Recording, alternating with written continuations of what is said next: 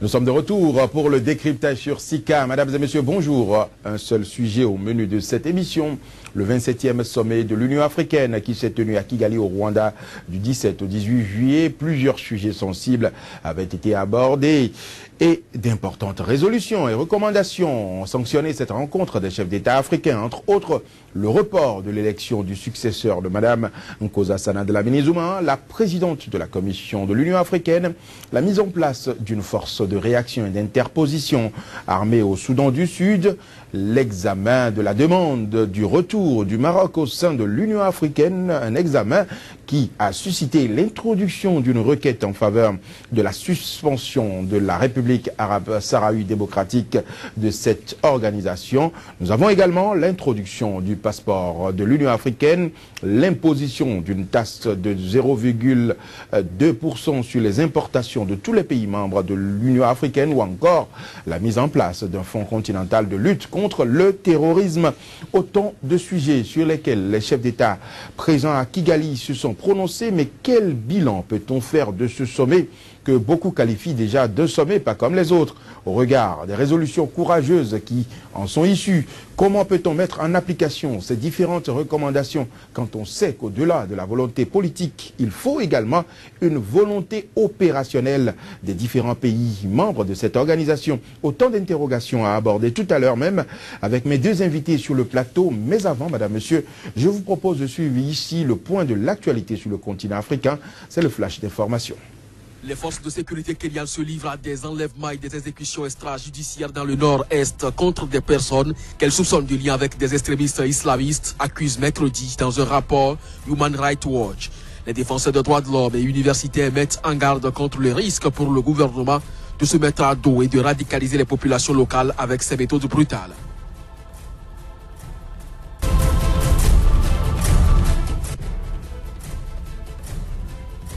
Au Mali, l'état d'urgence qui avait expiré la semaine dernière est réinstauré à compter de jeudi en raison de l'attaque lors de laquelle 17 soldats ont été tués à Nampala, dans le centre du pays. Un deuil national de 3 jours a également été décrété après cette attaque meurtrière, dernière en date d'une longue série dans ce pays instable.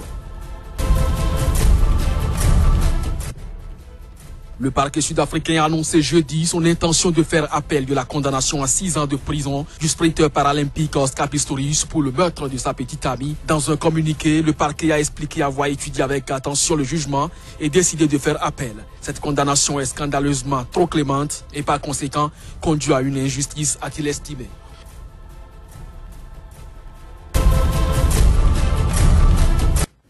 Quel bilan peut-on faire du 27e sommet des chefs d'État de l'Union africaine?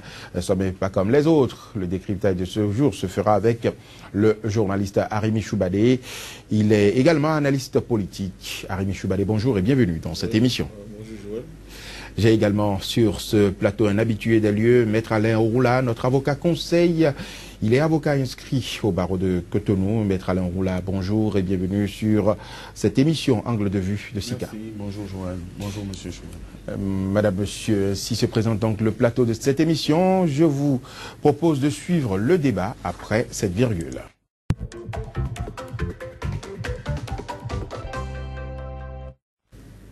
Kigali, la capitale du Rwanda, a abrité du 17 au 18 juillet passé le 27e sommet de l'Union africaine. Au cœur de cette rencontre continentale, il y avait la question de la succession de Mme Nkosazana Dlamini-Zuma, la présidente de la Commission de l'Union africaine, qui n'a pas pu être réglée. Les chefs d'État africains, les chefs d'État ouest-africains du moins, ont réussi à imposer leur veto en rendant infructueux le vote pour cette succession. Arimi Choubadé, alors au regard de cet incident qui a fait pousser le vote à janvier 2017.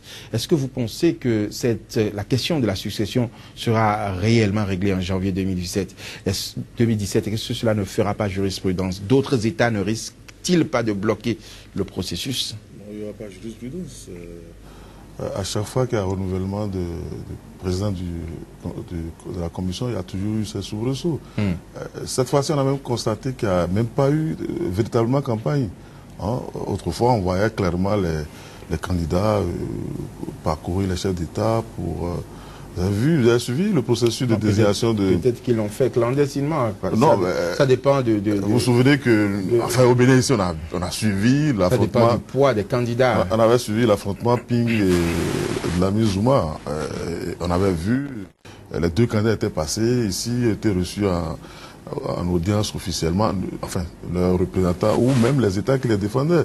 Cette fois-ci, vous avez même vu, on peut même dire que ça a été reporté pour défaut de candidature. Peut-être qu'ils l'ont fait dans d'autres pays, ils ne sont pas passés dans votre pays. Même les candidats... Et en plus, ils ne sont pas Ouest Afrique, ils ne viennent pas de l'Afrique de l'Ouest, donc ils ont peut-être jugé utile de faire leur campagne dans d'autres régions. Ceux qui ont voulu qu'on reporte la séance, c'est ceux qui ont estimé qu'il n'y a pas de candidature.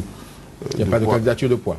Voilà, donc oui, on peut même dire que cette fois-ci, il n'y a même pas eu l'engouement qu'on a l'habitude de remarquer. Vous avez vu, à chaque fois qu'il y a un renouvellement à ce poste-là, il y a toujours eu un branle-bas au niveau des chancelleries africaines. Ça dit qu'il n'y a personne pour succéder à Mme Zuma sur le continent, sur le grand continent africain. Il y a eu des candidatures. Il y a tellement de compétences, il y a tellement de grosses pointures. Il y a eu des candidatures qui ne sont peut-être pas au goût des chefs d'État qui devaient se prononcer. Donc, on va me dire que sur le continent, il y a un désert de compétences.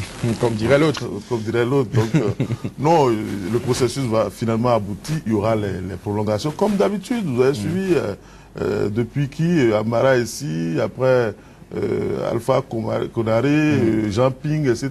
Il y a toujours eu des remous et finalement, ils finissent par trouver la solution. Tout à fait. Maître Alain Oula, comment est-ce que vous expliquez la difficulté observée dans la désignation du successeur de Mme Zuma?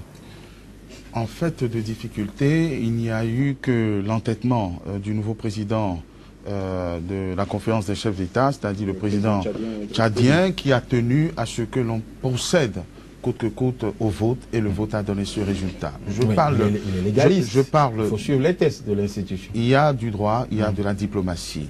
Je parle d'entêtement puisque les chefs d'État de la CEDEAO avaient déjà sollicité un report de cette élection. Ils avaient expliqué que les candidatures n'étaient pas ouvertes et que les vrais candidats qu'ils pourraient accompagner n'étaient pas encore en lice, de sorte qu'il fallait laisser un peu de temps pour soigner le profil du prochain président de la Commission de l'Union africaine et très vraisemblablement pour présenter leur candidat, puisque vous observerez qu'il y a un candidat ougandais, un candidat de l'Afrique australe et un candidat équato-guinéen, pas de candidat de l'Afrique de l'Ouest. Mais ils ne sont pas obligés d'avoir le candidat. Le président, le président sénégalais qui a pris la tête de cette offensive a d'ores et déjà annoncé qu'il a l'intention de présenter un candidat en la personne de Abdoulaye Bati.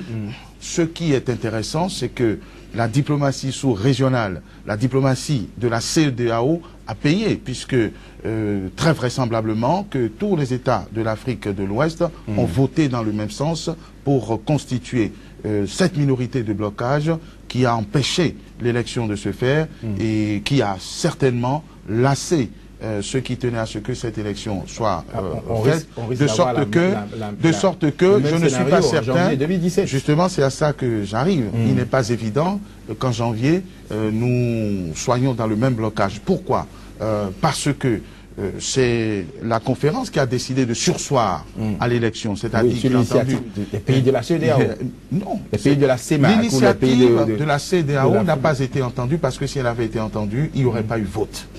Donc on a démarré le vote et on s'est arrêté au 7e tour, je crois. On aurait pu continuer. Quand la conférence décide d'avoir un élu, elle l'a. Donc je crois que c'est la raison qui a fini par gagner les autres. Donc d'ici à janvier, il y aura probablement, très certainement, la candidature de l'Afrique de l'Ouest, des États de la CEDEAO, peut-être bien deux, puisque on a parlé du retour d'un ancien président de la République du Bénin, et la diplomatie aura eu le temps de peser.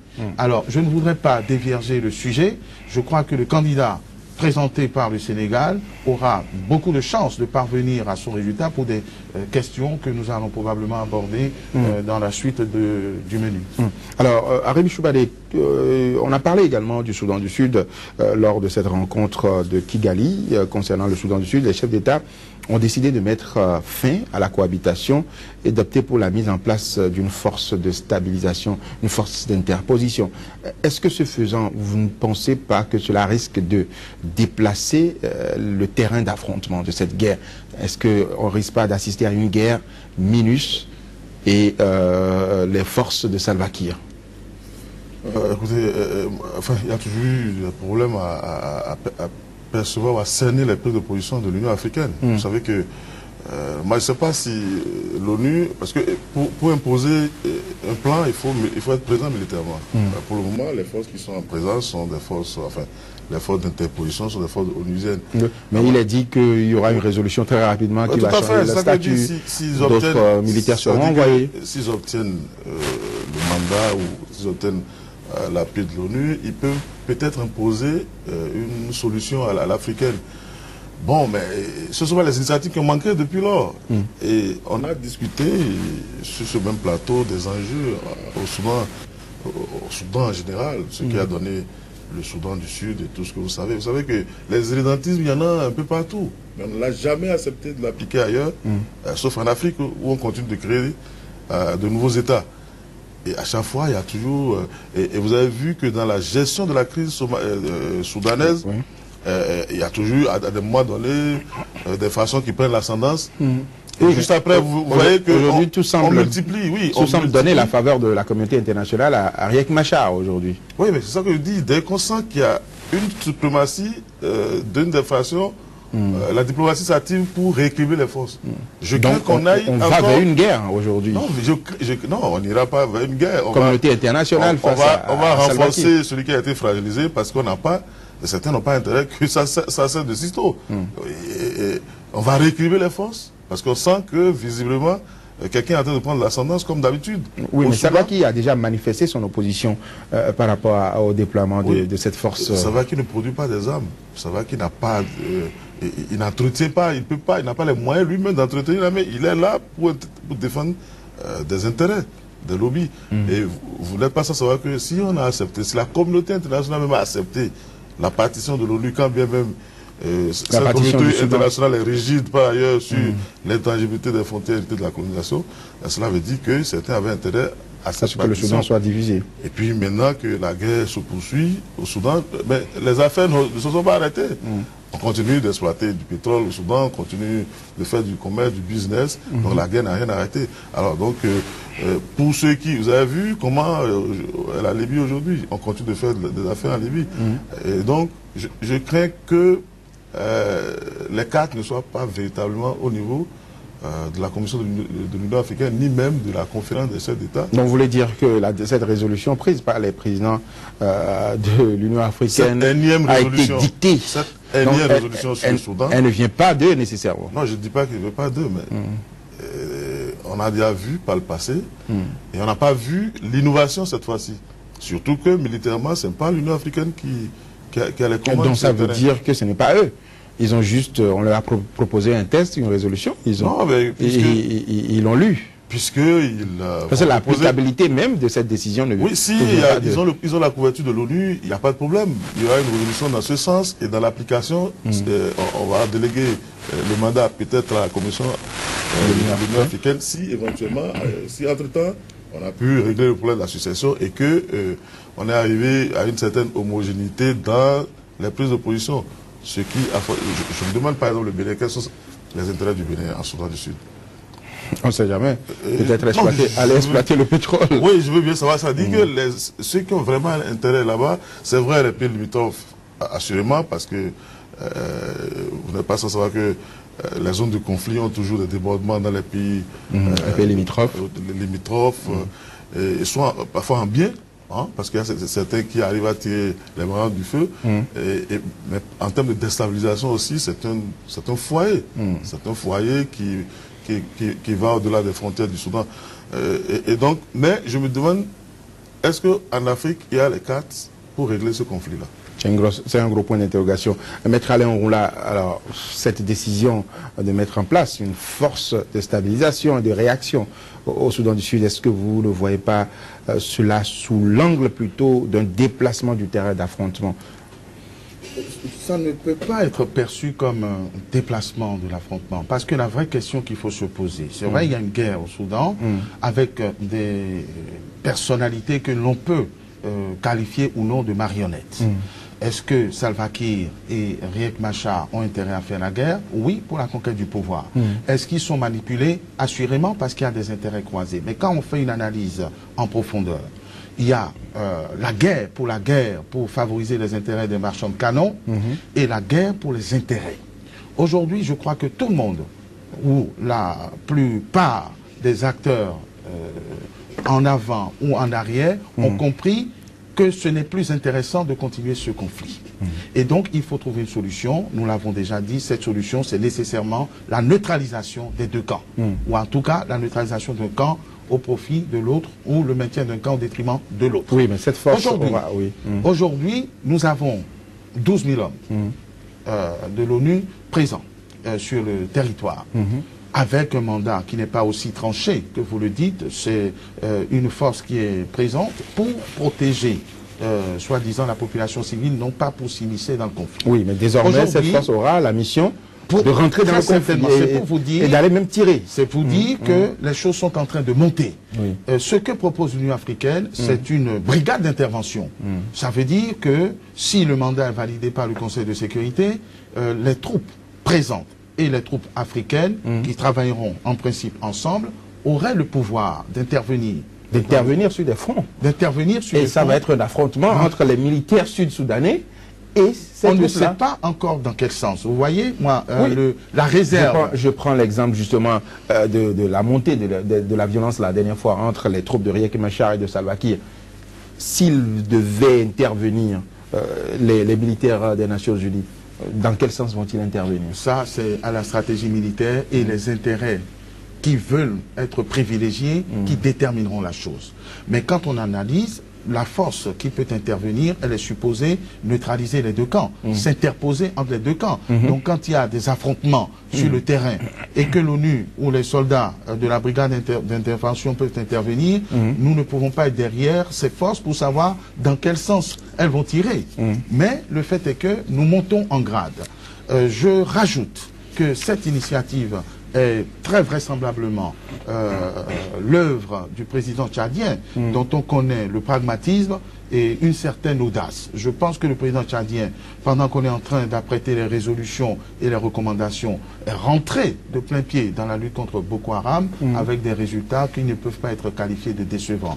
Je crois que c'est dans cette logique de pragmatisme que le président tchadien a insufflé cette recommandation. Est-ce qu'il peut être sur plusieurs fronts? On l'a vu en Centrafrique, il est au Nigeria, il est au Cameroun, il est au Mali. Il finira par être essoufflé. Probablement, mais aujourd'hui, il prend les initiatives, il s'estime en mesure de tirer l'Afrique militaire dans la résolution des conflits présents. Donc, c'est déjà une initiative différente de ce que nous avons connu jusqu'à présent, c'est-à-dire la passivité ou l'agitation dans les résolutions et dans les recommandations. Les jours à venir nous donneront plus d'éléments pour apprécier cette décision. Rémi Choubadé, alors la question du financement de l'Union africaine était également au cœur des débats. Les chefs d'État ont décidé de mettre en place la taxe de 0,2% sur tous les produits d'importation. Est-ce que vous pensez que cette décision est la meilleure pour financer l'Union africaine? Non, mais il y a eu d'autres... Il y a eu d'autres tentatives. Quand on vient aux sorties des sommets, on est obligé d'interroger ce qui a été fait par le passé. Et vous pensez que ça a été fait cette fois-ci? Ils ont interrogé le passé? Oui, mais je ne sais pas. Justement, il fallait faire le bilan de ce qu'ils avaient annoncé. Ce qui est sûr, l'Union africaine aujourd'hui n'est pas financée par les pays africains. Oui. Le constat est là. Mais écoutez, ça m'étonne que ce soit en 2016 qu'on pose cette question. Après 53 ans de création. On pose cette question et vous n'êtes pas sans savoir qu'en 2013, Madame Zuma a lancé son agenda 2063 pour les 50 prochaines années à venir. Et donc nous sommes déjà dans une programmation. Alors que pendant qu'on est dans une programmation, on découvre subitement que l'argent n'est pas là pour continuer.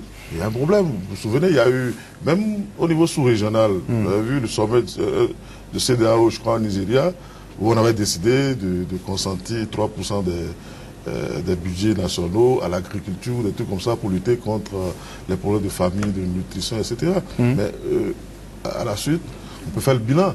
Et donc, les initiatives africaines, surtout lorsqu'il c'est...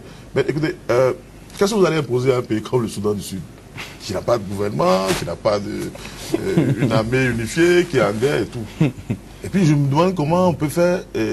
vous avez vu comment la Turquie peine à se faire intégrer à l'Union européenne, parce qu'il y a des préalables qui ne sont pas encore établis. Vous avez vu la marche de l'Union européenne, avant qu'on accepte quelqu'un et tout le processus. Mais ici, on réunit 54 États, certains en guerre, certains... tout ce que vous savez, les manipulations, certains dans des monarchies, et c'est ça qu'on veut intégrer. Moi, je veux bien qui sera le gendarme pour faire appliquer cette directive. D'ailleurs, on l'a dit également, il n'y a pas de moyen de pression pour les pays qui ne vont pas observer cette directive. Mais là, je crois que ça, c'est le... comment appelle-t-on c'est le management de la présidence, de la commission, qui a un cahier de charge. Je crois que ces gens d'initiative font partie de son cahier de charge. L'équipe qui est en place a poursuivi ses travaux. Vraiment des moyens pour mettre des pressions sur un État, sur des chefs d'État. C'est ça. Il fallait préparer le sommet. La présidente de la commission a préparé le sommet, a soumis les documents qui sont issus de ça. Non, il fallait lire des résolutions, point barre. Et puis vous savez très bien que quand on parle d'intégration, c'est la mise en commun de souveraineté nationale. Ça dit qu'on suppose qu'il y a déjà eu des débats au niveau de chaque État pour décider de comment on va y aller, etc. Nous, au Bénin, nous avons un budget national.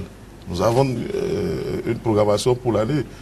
Et je ne sais pas dans quel... À partir de l'année prochaine, vous allez prendre les dispositions pour mettre les 0,2%. Tout à fait. Donc, ça va être l'année prochaine. Ça va être... Donc, on veut bien voir comment... Et vous n'êtes pas sans savoir que même comment on appelle par rapport aux statistiques annoncées, quand on parle de 0,2%, quand on parle de... oui, alors que nous n'avons pas une maîtrise sur les économies elles-mêmes, où vous avez... Où il y a l'informel qui a une part importante. Voilà, vous avez... Oui, mais non seulement l'informel, vous avez la disparité des monnaies. Oui, tout à fait. On n'a même pas assuré beaucoup de pays africains pour faire les transactions, sont obligés de se rabattre sur des devises étrangères au continent. On va pas régler ces problèmes-là. Vous savez que le Bénin et le Nigeria ne peuvent pas commercer officiellement. Oui, nos frères peuvent traverser la frontière, aller acheter des briques à brac, ramener au pays et revendre. Mais pour que l'État béninois s'adresse à l'État nigérien pour dire nous voulons commercer officiellement, c'est déjà un problème. Parce qu'il faut définir... Parce que ce n'est pas la même monnaie. Tout à fait. Et maintenant, on veut transposer ces petits problèmes-là à l'échelle continentale pour en faire une intégration. Ça va être complexe. Alors, moi, je voudrais savoir, pourquoi est-ce que les chefs d'État n'ont pas réfléchi à une imposition sur l'exploitation des ressources minières du continent, ou encore au trafic d'armes? Parce que vous avez donné l'exemple du Soudan du Sud. Il y a beaucoup d'armes qui rentrent dans le Soudan du Sud. On peut décider d'imposer fortement ce commerce-là. Oui, l'absence d'État. Vous savez, il n'y a même pas d'État. Vous avez Somaliland, vous avez l'Érythrée, vous avez même... des États comme la Somalie et tout, dans tous ces États-là, comment justement vous allez mettre en application ces genres de mesures? Vous prenez même un État comme le Mali où le gouvernement central n'a pas de prise sur l'ensemble de son territoire national. Et puis il y en a. Il y a comment on appelle ça? Vous avez un État presque toujours en conflit comme le Congo. Et vous voulez aller appliquer des directives sans qu'on ne s'occupe, au niveau de chaque pays, qu'on s'occupe déjà de problèmes internes. Oui, des problèmes internes, de les faire adopter comment appelle-t-on, les leviers que l'Union africaine doit déterminer désormais comme la ligne directrice. Mais si on n'a pas défini au départ des critères de convergence et qu'on dit allez tout le monde ensemble, écoutez, si on fait une intégration, ça veut dire quoi? Ça veut dire que, par exemple au Bénin, nous on s'échine à construire une économie pendant que d'autres s'amusent à détruire tout ce qu'il y a comme État. Et il faudrait que nous, nos efforts puissent compenser... permettre de financer leur reconstruction. Oui. Est-ce qu'on a demandé aux Béninois s'ils sont prêts à aller à l'intégration avec...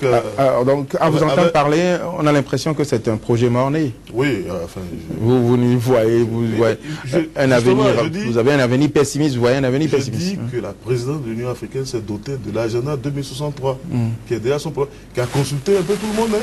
Ils ont consulté les communicateurs, ils ont consulté les anciens chefs d'État, la société civile, chaque catégorie. Ils ont beaucoup d'argent qu'on a pris pour réunir les gens, pour adopter des documents, pour les faire valider, etc. On élabore l'agenda, on démarre, 3 ans après, on découvre qu'il y a un problème. Il y a des insuffisances. Il y a un problème pour le financement. Ça veut dire qu'il y a un problème. Vous avez oublié le NEPAD. C'est devenu quoi? Voilà. C'est perdu dans la Méditerranée. Bon, okay. Maître Alain, on l'a alors 0,2% d'impôt à Rémi. Il pense que c'est un projet déjà mort. C'est votre avis également? Non, ce n'est pas mon avis. Bien que je comprenne ce pessimisme, plus exactement ce réalisme, puisque toutes les entreprises dans le genre ont avorté jusqu'à présent par manque de volonté, par manque d'une étude sérieuse et crédibilité de faisabilité. Mais pour vivre, il faut être optimiste, et moi je suis un éternel optimiste, à savoir que entre les nombreuses difficultés qui plombent un tel projet, il y a quand même le devoir et l'obligation d'aller de l'avant. C'est-à-dire qu'il faut être contre l'immobilisme, et chacun à son niveau Est-ce que vous pensez que ça avance vraiment? On a l'impression que ça tourne en rond. Doit jouer même quand on tourne en rond, on avance, on bouge quand même. Non, non, ça ne tourne pas encore en rond. Ça a eu tourné. Il y a eu d'autres initiatives. Ça a eu tourné en rond. Donné. Même s'il y a eu 100 000 initiatives, j'espère que la 101e initiative pourrait être la bonne si on sait l'accompagner. Et là, la Commission est dans son rôle. Si on découvre en 2016 que ce n'est pas une bonne chose que de se laisser financer par l'Union européenne, par la Chine, hein, et que ça nous empêche d'évoluer, et qu'on comprend que l'on doive mettre les mains à la poche pour des raisons de souveraineté, on dit bien bravo. Et qui élabore ce plan? C'est une proposition. C'est un banquier, c'est l'ancien président de la Banque africaine de développement qui a conduit ces travaux, et dont je me garde de porter la moindre appréciation, puisque je crois qu'ils sont les mieux placés pour savoir les meilleurs outils de financement du budget de l'Union africaine. Kaberuka est rwandais, comme l'hôte de ce 27e sommet, dont on connaît également le pragmatisme et la fierté, le sérieux, la crédibilité dans le travail. Oui, mais et dans l'ego. Tout ça là, c'est bien beau. Le Rwanda, donc l'opérationnalisation. Ça veut dire que le travail a pris toutes les précautions nécessaires pour pouvoir être un succès, pour peu qu'on ait l'adhésion des chefs d'État. Et ce qui sera difficile au regard de l'explication que Rémi Choubari a donnée. La difficulté n'est pas l'impossibilité. Quand vous prenez un État qui fonctionne bien, le Burkina Faso, le Togo, le Bénin, la Côte d'Ivoire, vous pensez qu'eux, ils vont donner une partie de leur importation pour aller financer la guerre au Soudan du Sud, en Somalie, tout ce qui se passe ailleurs? J'espère qu'ils vont en prendre conscience, et ce n'est pas... Jusqu'à quand? Ce n'est pas les derniers qu'il faut regarder, c'est les premiers. Et les premiers, il y en a sur le continent. Un président comme le président Macky Sall, je pense qu'il comprend l'intérêt de la chose. Un président comme le nôtre, je suis sûr qu'il comprend la chose. C'est-à-dire que c'est les égos qu'il faut flatter, qu'il faut titiller pour que les premiers se mettent en route. Et je voudrais vous rappeler qu'il y a eu des chefs d'État qui ont contribué énormément. Je pense au défunt président Muammar Kadhafi, qui a eu l'ambition et qui a d'ailleurs sorti les fonds pour porter tout seul. Sans oublier les crocs en jambes venant des puissances extérieures. C'est qui normal. Vont tout faire pour que ce projet ne puisse avancer. Ou bien on se dépêche d'avancer enfin, ou bien on se dépêche de mourir, j'allais dire de crever. Et donc, s'il y a des lumières de temps à autre qui peuvent paraître éphémères, moi je pense que tout doit être mis en œuvre pour que ces lumières deviennent des flammes. Mais je crois qu'il y a une réelle volonté. Un président comme le président Buhari comprend la chose. Tout à fait. Un président comme le président Talon comprend la chose. Si nous avons nos problèmes économiques, c'est différent. Un président comme président sénégalais. Une chose à comprendre, mais la praticabilité, c'est ça le gros souci. Parce que chacun de ces pays aussi a des problèmes économiques. Tous les pays n'ont pas les mêmes problèmes. L'Afrique du Sud peut contribuer. Aujourd'hui, je vous donne un exemple. Aujourd'hui, je vous donne un exemple. On est à l'heure où beaucoup de pays travaillent à baisser même leurs taxes à l'importation et même les redevances douanières. Est-ce que vous pensez que ça va être facilement avalé? Mais rien n'est facile. Et ce n'est pas parce que ce n'est pas facile. Ça pourra créer des mécontentements au niveau des citoyens de ces pays. Où nous voulons une union efficace et dont nous critiquons les travers et auquel cas il faut financer. Où nous ne voulons pas financer, on va toujours être les derniers et les éternels assistés, auquel cas il faut sortir de l'Union. Là, on parle de Brexit, dont les mesures sont d'ailleurs, les conséquences sont exagérées, et c'est le moment que choisissent les chefs d'État africains pour renforcer leur union, leur solidarité, parce que c'est la seule voie. Sur le papier. Au moins déjà sur le papier, quand on veut construire, il faut un plan. Donc il faut un rêve, il faut même des doux rêveurs, voire des fous rêveurs, pour faire avancer les choses. Arim, il y a une réaction très rapidement. Oui, enfin, c'est pour dire à Maître là que c'est pas du pessimisme et que l'Afrique doit avancer. Je suis d'accord avec lui. Mais on ne va pas faire du nivellement par le bas. On ne va pas rabaisser le Nigeria, qui est première puissance africaine et puissance économique. On ne va pas rabaisser le Nigeria au même niveau que le Soudan du Sud. Mais c'est ce qui est en cours. On ne va pas ramener l'Afrique du Sud au niveau du Somaliland. C'est ce qui est en cours. On ne peut pas continuer de cette façon-là. Ok, il y a une Afrique qui est en marche. Que cette Afrique, normalement, la première décision à prendre par l'Union africaine pour dire à Maître là qu'on peut avancer. Mais pour avancer, il faut prendre des décisions vraiment courageuses. Il faut décréter la lutte contre l'esclavage monétaire. Beaucoup de pays africains continuent d'être en esclavage monétaire. Au lieu de discuter avec les pays francophones, l'Union africaine ferait mieux d'aller discuter avec celui qui détient leur économie, qui est la France. Tout à fait. Je ne sais pas pourquoi on veut faire l'intégration avec les pays francophones, parce qu'ils ne sont pas majeurs, ils ne sont pas matures. On parle de Macky Sall, ça c'est intrinsèque. Au niveau des personnalités, il n'y a pas de problème. C'est des gars qui... enfin, je ne dirais pas des nos chefs d'État qui sont des... Oui, ce sont des personnalités... Tout à fait. Mais on ne peut pas... Mais la réalité économique est là. Vous savez, pour lutter contre l'apartheid, il a fallu que tout le monde se mobilise au-delà des frontières sud-africaines. Si on avait laissé les Sud-Africains seuls, ça ne marcherait pas. Il a fallu que la communauté... Il faut aujourd'hui que l'esclavage monétaire, on le décrète comme un ennemi de l'intégration africaine et qu'on demande aux francophones de se retirer tranquillement le temps de s'affranchir, de créer leur monnaie, de s'approprier leur monnaie, le temps de le faire. Il n'y a pas de problème, on fait l'intégration avec les pays qui marchent. On fait l'intégration avec l'Afrique du Sud, le Nigeria, le Ghana, Kenya et tout. Il n'y aura que les pays anglophones. Mais oui, l'Union européenne, vous l'avez vu, la construction. Ça a commencé comme ça. Et dès qu'on a défini des critères et des objectifs à atteindre à ceux qui ambitionnent intégrer la marche, parce qu'aujourd'hui, en faisant ce qu'ils font, qu'est-ce qu'on voit? On voit l'Afrique, ils ont discuté de quoi? De gens qui se tuent quelque part. Alors qu'ils auraient pu discuter des jeunes Nigériens qui inventent aujourd'hui des logiciels applicables dans beaucoup de domaines aujourd'hui, les jeunes sud-africains qui ont des projets extraordinaires. On aurait pu parler de ça, on aurait pu parler de comment financer ces petites initiatives-là, mais tout est focalisé sur comment séparer deux frères qui se tirent dessus. Non, on peut parler de l'Afrique qui marche. C'est ça, ne pas être afro-pessimiste, c'est de parler de l'Afrique qui marche. Et l'Afrique qui marche, c'est de dire à ceux qui ne sont pas encore prêts. Les francophones ne seront pas prêts. Ils n'ont pas de monnaie, ils n'ont pas de diplomatie, ils n'ont pas une autonomie ils n'ont pas les leviers de leur économie en main. Donc on les laisse en rade. Non mais ça c'est tout simple. C'est du réalisme. Oui, du réalisme économique. Et ça permet d'avancer, ça permet de ne pas rester dans l'immobilier. Je suis sûr que vous avez vu qu'est-ce qui s'est passé avec Kadhafi. Mais justement parce que Kadhafi devenait une menace pour ceux qui n'ont pas intérêt à ce qu'il y ait et qui ont balancé 14 marionnettes dans l'intégration et qui manipulent ça à tout va, et ils n'ont pas intérêt à ce que le projet de Kadhafi aboutisse, quand bien même on peut reprocher beaucoup de choses à Kadhafi. Alors, nous allons évoluer dans ce débat. Maître Alain Oula, le sommet s'est également penché sur la question de la réadmission du Maroc au sein de l'Union africaine, ce qui a suscité l'introduction d'une requête en faveur de la suspension de la République arabe sahraoui, dont l'admission en 84 a entraîné le départ du Maroc. Alors, est-ce que vous ne pensez pas que cette demande est embarrassante pour l'Union africaine?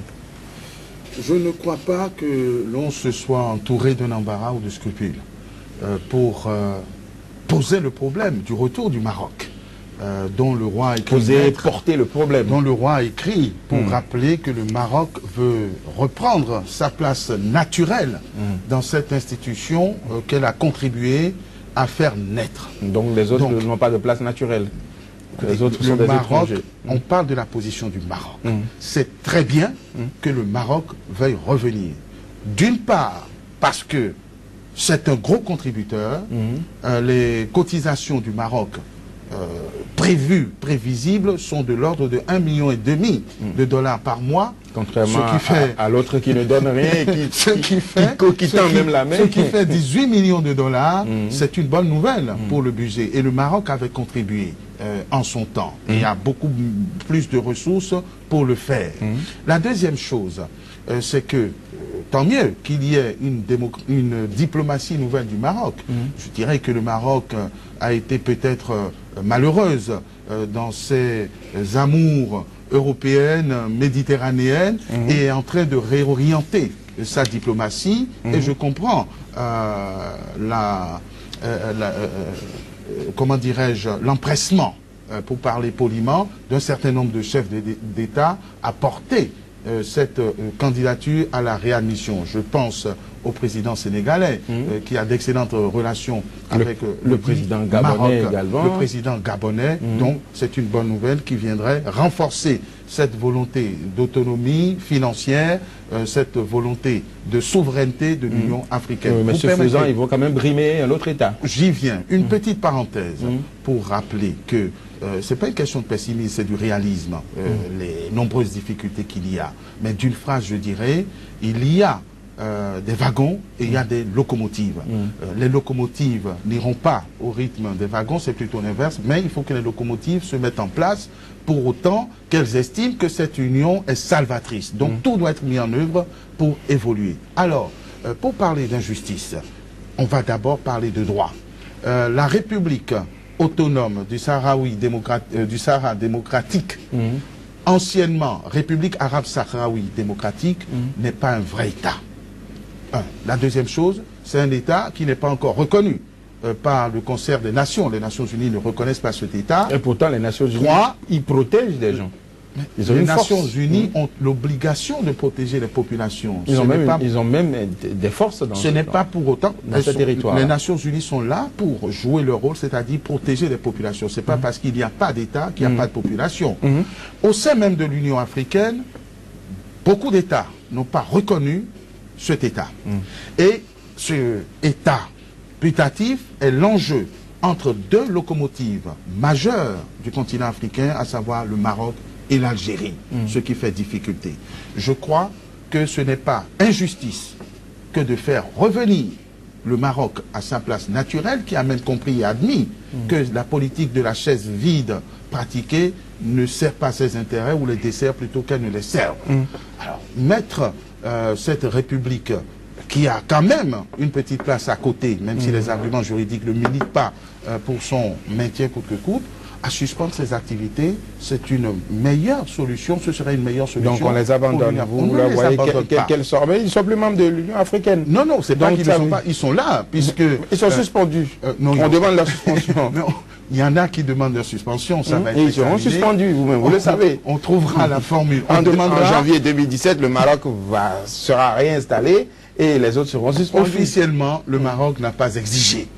Le Maroc ne va jamais l'exiger. Le Maroc demande, vous le savez. Oui, le Maroc. C'est de la diplomatie. Le Maroc n'a pas exigé, et je crois que le Maroc et l'Algérie, parce que c'est les deux puissances qui vont pouvoir régler cette difficulté, finiront par s'entendre. Ce pourrait être également au détour de la candidature de Lamrara, le ministre algérien des Affaires étrangères. Vous imaginez le Maroc rentrant, l'Algérie présentant ce candidat qui est considéré pour l'instant ou qui est perçu comme le meilleur.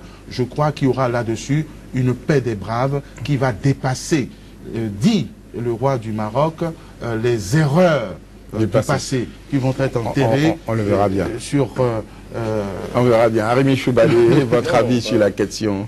Des personnes excluent le Maroc. Le Maroc est parti de lui-même. Oui, le Maroc a voulu faire chanter l'OUA de l'époque. Vous vous souvenez, le groupe de Casablanca, le groupe de Tripoli, mais ça avait failli, comment l'appelle-t-on, faire voler en éclat l'organisation. Le Maroc avait failli parce qu'il avait exigé, à l'époque, il y avait des mouvements de libération parce qu'à un moment donné, l'Union africaine, enfin l'OUA avait clairement défini, vous savez, la décolonisation. Mais nous y sommes encore. J'ai parlé tantôt de la décolonisation monétaire. On n'a pas fini. Et à l'époque, l'ANC siégeait à l'Union africaine. L'OLP, qui n'était même pas géographiquement situé sur le continent, Yasser Arafat participait au sommet de l'Union africaine. Parce que l'OUA à l'époque était engagé pour la décolonisation du continent. Alors donc, à ce moment-là, la République arabe sahraouie démocratique a été admise et le Maroc a claqué la porte et il est parti. Maintenant, oui, si le Maroc veut revenir, il ne devrait même pas avoir de problème. Puisque, oui, mais là, maintenant, justement, de façon indirecte, on veut suspendre les autres pour faciliter l'entrée du Maroc. Oui, mais on ne comprendrait pas pourquoi on les suspendrait. On les suspendrait parce que l'autre amène quelques plus de millions. Oui, parce que ça amène des millions, mais ça ne règle pas. Justement, si on continue à gérer les problèmes de la construction de l'Union africaine de cette manière-là, on était là quand on a admis le Soudan du Sud. Et pourquoi on va exclure, comment on appelle, la République sahraouie qui a participé avec l'Union africaine à des combats. Les combats, je me demande, mais ça va poser problème au-delà de l'Algérie. Parce que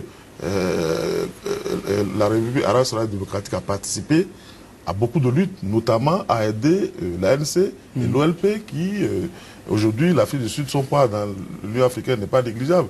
Ces pays-là. Et n'oubliez pas que le groupe de Casablanca, ceux qui supportaient le Maroc, c'était des gens qui collaboraient avec le régime d'apartheid en Afrique du Sud à l'époque. Et donc, n'eût été, comment on appelle, parce que vous savez, à l'époque, déjà, il y avait le bloc de l'Est et de l'Ouest, et ça a permis comment on appelle, il y a eu une partition à l'époque, pratiquement, de l'organisation de l'Union africaine. Aujourd'hui, il n'y a pas de problème. Normalement, si le Maroc veut réintégrer, il devait réintégrer. Et rester tranquille. Ne pas demander indirectement à la sortie de l'autre. Parce qu'il y aura un grand débat. Oui, ce faisant même, est-ce qu'il ne risque pas d'encourager même le terrorisme dans la région? Parce que un État, même si ce n'est pas un État reconnu, qui va se retrouver exclu. Non, on ne peut même pas dire que c'est avec la menace de l'État islamique qui est justement dans la zone. On ne peut pas dire que c'est un État non reconnu, parce que l'État, il est membre à part entière de l'Union africaine. Ça, on suppose que tous les pays qui sont partis de ce traité-là l'ont reconnu. Et ils ont un statut d'observateur à l'ONU. Et vous n'êtes pas sans savoir que l'ONU est engagée dans un processus de paix et a reconnu la belligérance de la RSD. Donc, ça m'étonnerait que du coup, d'un coup de baguette magique, on fasse disparaître cette entité. Mais c'est ce qui risque d'arriver, parce que la demande a été portée par 40 pays africains, je crois bien. Il n'y a pas de problème, mais il y aura un grand débat. Ça, c'est parce que... et il y aura un vote. Oui, il y aura un grand débat à l'époque, parce que en son temps, ceux qui ont fait cette lutte-là, parce qu'on n'a pas fini la décolonisation. Je vous dis, il n'y a pas que la RSD a fait sortir de l'Union africaine. Il faut faire sortir les pays francophones qui empêchent l'intégration. Ils peuvent participer au volet politique de l'Union africaine. Mais pas quant à l'intégration économique, mais je ne sais pas ce qu'ils ont à dire. Ils n'ont pas... Très rapidement, Arimi Choubali, le passeport africain, l'initiative a également été lancée. Vous voyez quel avenir pour cette initiative quand on sait que la CEDEAO, par exemple, a commencé à peine par expérimenter le passeport de la CEDEAO. Non, pas à peine. Nous, on a le passeport CEDEAO il y a, je crois, une dizaine d'années. Oui. Mais si vous allez... 10 ans, c'est rien. Non, j'étais à Lagos il y a 3 jours. Je ne sais pas si ce passeport avait dit quelque chose. Voilà. Je ne sais pas si ça veut dire quelque chose. Le passeport de CEDEAO. Administrativement, il n'y a pas de problème. On va sortir. Je me souviens, Alpha Condé jubilait parce qu'il était le premier à avoir eu... il était président du Mali à l'époque. Il a exhibé un sommet de la CEDEAO. Le passeport de la CEDEAO. Oui, on pensait que ça y est, libre circulation des biens des personnes. Vous vous présentez à un poste de frontière avec votre passeport. Il ne devait pas y avoir de problème. Mais si vous voulez, tout à l'heure, on sort, on fait un tour à craquer. C'est à 30 minutes Au Nigeria. 30 minutes de route. Vous verrez si le passeport CEDEAO, vous verrez. Alors, si le passeport CEDEAO n'est pas reconnu, c'est pas le passeport de l'Union africaine. Il y a même une guéguerre actuellement à la frontière de Craqué, où les Nigériens ne comprennent pas que les Béninois puissent, les services de contrôle partie béninoise puissent exiger, je ne sais pas, une somme importante à tout détenteur du passeport nigérien. Et ils ont commencé aussi par appliquer l'appareil aux Béninois qui passent. Et dites-vous que ce n'est pas de l'argent qui rentre dans les caisses de l'État. Oui, c'est vrai, mais je crains que, en faisant disparaître, il vaut mieux instaurer de façon officielle comment l'appelle-t-on, les visas qu'on peut peut-être obtenir aux frontières sans formalité, plutôt que de dire, bon, d'abord, ça y est, nous sommes dans la libre circulation, mais on sait très bien qu'aux frontières, on va enrichir quelques... C'est pas réel, c'est pas réaliste. Maître Alain, on l'a très rapidement, le passeport de l'Union africaine, c'est une réalité. Est-ce que vous pensez que ce projet est productif, sera productif? L'Union africaine, c'est aussi des symboles. Si nous voulons aller vers une forme de fédéralisme ou de fédération, il faut que nous soyons aussi fiers d'arborer les attributs de ce fédéralisme. Donc, l'idée d'un passeport africain, c'est une idée qui ne peut qu'enchanter les citoyens épris de panafricanisme, quand bien même il y aurait de nombreux problèmes à résoudre, d'abord des problèmes de terrorisme, de sécurité, et des problèmes d'ailleurs technologiques de confection de ces passeports, de traçabilité. Vous voyez, c'est très très compliqué. Mais le passeport africain, moi j'ai bien envie de l'arborer, et si ça peut permettre... Il fallait aller à Kigali, c'est si ça peut permettre de sauter les verrous qui plombent l'intégration sous-régionale. Ce qui n'est pas facilement faisable. C'est pas évident au Bénin, c'est pas évident dans la CEDEAO. Au Nigeria, c'est pas évident. Allez seulement en Afrique centrale, au Gabon, tout simplement. C'est pas évident. On est tous soumis à la même colonisation du franc CFA ou de l'euro CFA, mais le CFA béninois ne peut pas être dépensé à Libreville.